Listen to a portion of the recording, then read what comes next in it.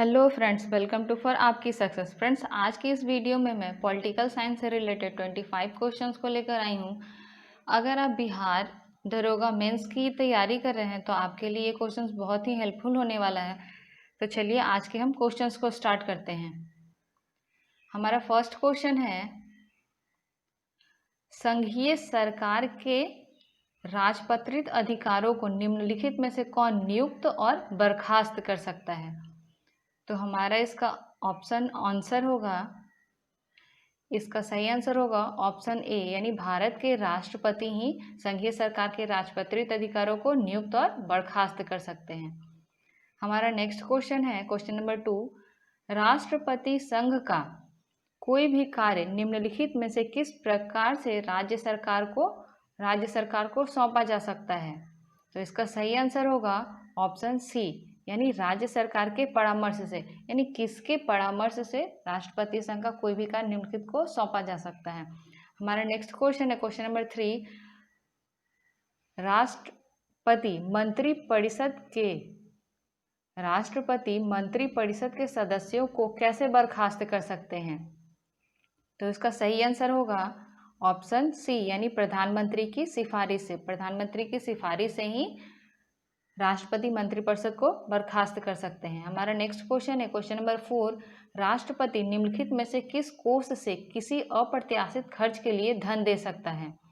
तो वो कौन सा कोष होगा, वो कहाँ से धन दे सकते हैं? तो इसका सही आंसर होगा आकस्मिक निधि से ही अप्रत्याशित खर्च किए जा सकते हैं। हमारा नेक्स्ट क्वेश्चन है, क्वेश्चन नंबर 5, भारत के राष्ट्रपति क्या होते हैं? भारत देश के प्रमुख होते हैं, यानी इसका सही आंसर होगा ऑप्शन ए। हमारा नेक्स्ट क्वेश्चन है, क्वेश्चन नंबर 6, संविधान के अनुसार आपात स्थिति की घोषणा करने का अधिकार किसे दिया गया है? ये अधिकार किसे दिया गया है? हमारे राष्ट्रपति को, यानी इसका सही आंसर होगा ऑप्शन बी। नेक्स्ट क्वेश्चन है, क्वेश्चन नंबर 7, प्रधानमंत्री के अतिरिक्त केंद्रीय मंत्रिमंडल के अन्य मंत्रियों की नियुक्ति निम्नलिखित में से कौन करता है? तो निम्नलिखित में से कौन करता है? किनकी नियुक्ति? केंद्रीय मंत्रिमंडल के अन्य मंत्रियों की नियुक्ति कौन करता है? तो वो कौन करते हैं? राष्ट्रपति करते हैं, यानी इसका सही आंसर होगा ऑप्शन डी।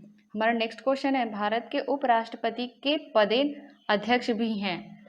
तो उपराष्ट्रपति किसके पदेन अध्यक्ष होते हैं?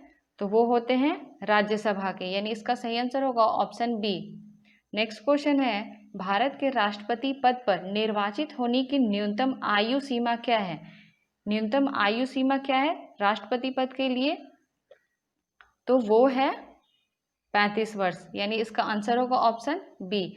नेक्स्ट क्वेश्चन है, इनमें से कौन संसद का एक हिस्सा है लेकिन दोनों शब्दों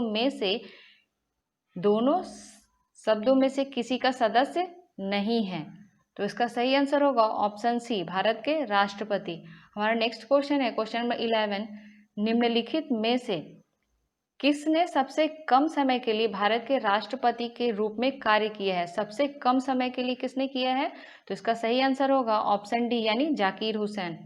हमारा नेक्स्ट क्वेश्चन है, भारत सरकार का कौन सा अधिकारी सदस्य ना होते हुए भी भारतीय संसद की कार्यवाही में भाग लेने का अधिकार रखता है?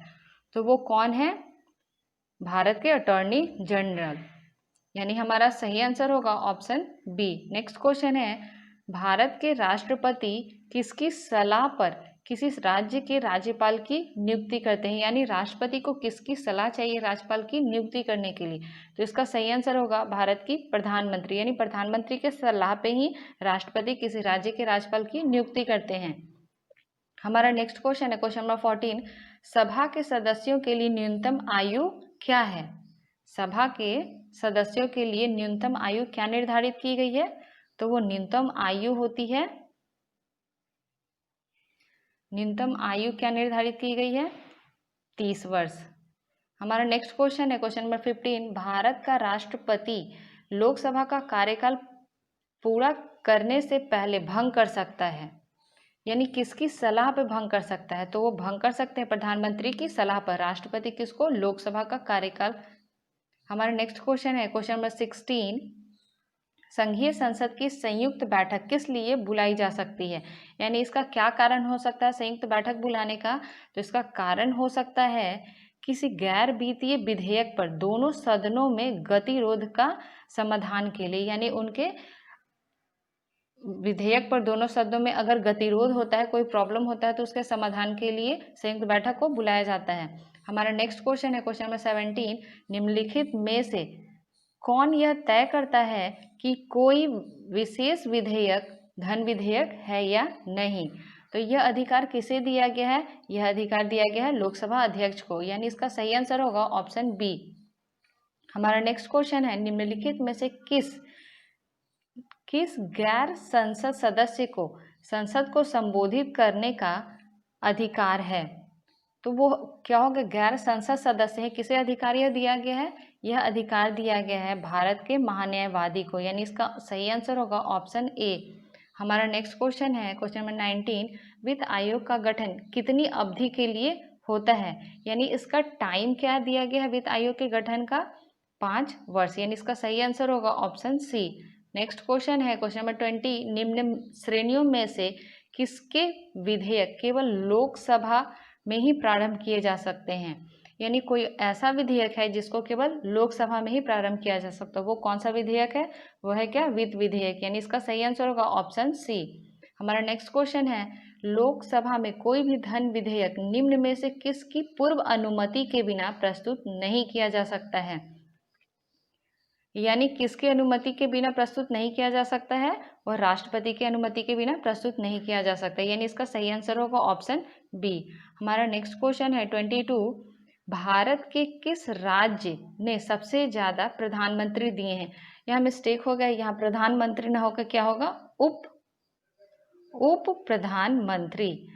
प्रधानमंत्री दिए हैं, तो इसका सही आंसर होगा ऑप्शन डी, यानी गुजरात से ही हमें सबसे ज़्यादा उप प्रधानमंत्री मिले हैं। हमारा नेक्स्ट क्वेश्चन है, निम्नलिखित में से किसके संबंध में राज्यसभा को लोकसभा के अपेक्षाकृत अधिक अधिकार प्राप्त हैं? तो इसका सही आंसर होगा ऑप्शन सी, यानी नई अखिल भारतीय सेवाओं का गठन करना। नेक्स्ट क्वेश्चन है, संसद के दोनों सदनों का संयुक्त अधिवेशन कब बुलाया जाता है? यानी संसद के दोनों सदनों का संयुक्त अधिवेशन कब बुलाया जाता है? तो संयुक्त अधिवेशन बुलाया जाता है, इसका सही आंसर होगा ऑप्शन डी, यानी बी और सी। बी में क्या है? जब एक सदन द्वारा पारित विधेयक दूसरे सदन द्वारा अस्वीकार कर लिया जाता है, और दूसरा क्या होगा? एक सदन द्वारा अनुमोदित एक दूसरे सदन द्वारा अस्वीकार कर लिया जाता है। तो इन दोनों स्थितियों में संयुक्त के दोनों सदनों का संयुक्त अधिवेशन बुलाया जाता है। हमारा नेक्स्ट एवं लास्ट क्वेश्चन है, भारतीय संसद में कोई विधेयक प्रॉब्लम समिति को भेजा जाता है, तो इसका सही आंसर होगा ऑप्शन सी, अध्यक्ष के विवेक से किसी भी अवस्था में। तो फ्रेंड्स, आज का ये वीडियो हमारा यहीं समाप्त होता है। आपको कैसा लगा ये क्वेश्चंस हमें ज़रूर बताएं।